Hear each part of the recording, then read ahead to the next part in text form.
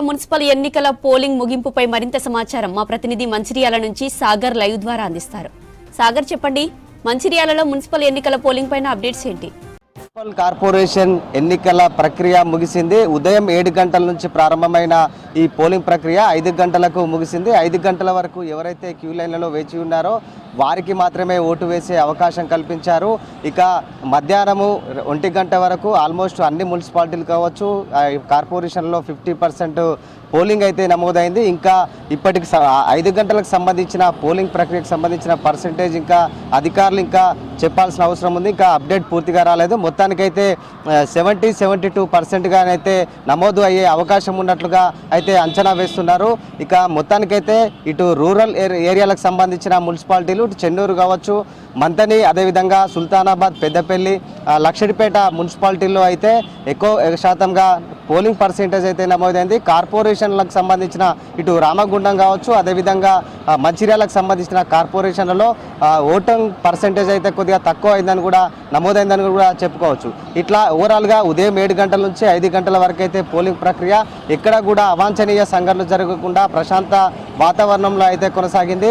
ముఖ్యంగా రూరల్ ఏరియాల్లో అయితే పెద్ద ఎత్తున ఓటు హక్కు వినియోగించుకుందుకు ఓటర్లు అయితే తరలివచ్చారు. దాదాపు 75% నుంచి 80% వరకు కూడా రూరల్ ఏరియాల్లోకి సంబంధించిన చెన్నూరు కావచ్చు, అదేవిధంగా మంతనిలో పెద్ద ఎత్తున పోలింగ్కి సంబంధించిన ఓటు వేసేందుకు తమ ఓటు హక్కునైతే వినియోగించుకున్నారు. సేమ్ పంచాయతీ ఎలక్షన్స్ మాదిరిగానే ఈసారి కూడా మున్సిపల్ కార్పొరేషన్ ఎన్నికల్లో ఓటు హక్కు అయితే వినియోగించుకున్నారు.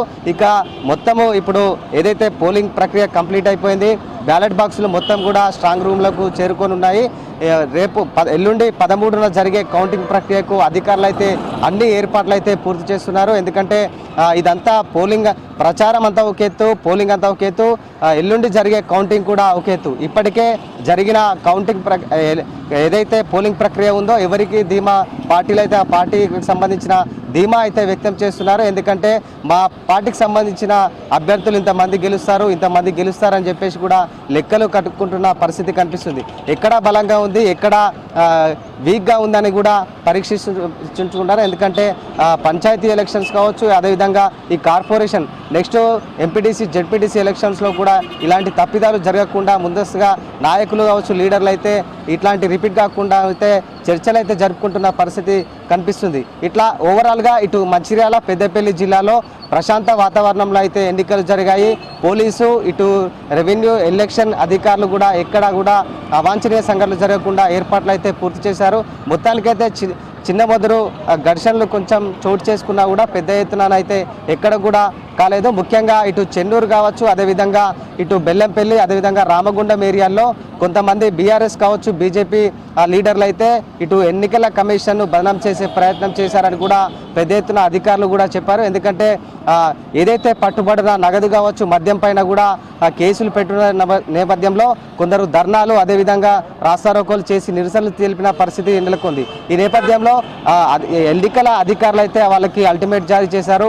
ఈ బిఎన్ఎస్ యాక్ట్ ఉంటుంది, దాన్ని అనుసరించి అందరూ ఉండాలని చెప్పేసి కూడా అధికారులు హెచ్చరించిన పరిస్థితి నెలకొంది. మొత్తానికైతే మరికొద్ది సేపట్లో ఇంకొక హాఫ్ అన్ అవర్లో ఎంత పర్సెంటేజ్ అయిందని చెప్పేసి కూడా అధికారులు వెల్లడించే అవకాశం ఉంది.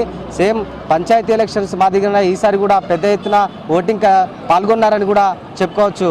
జ్యోతి.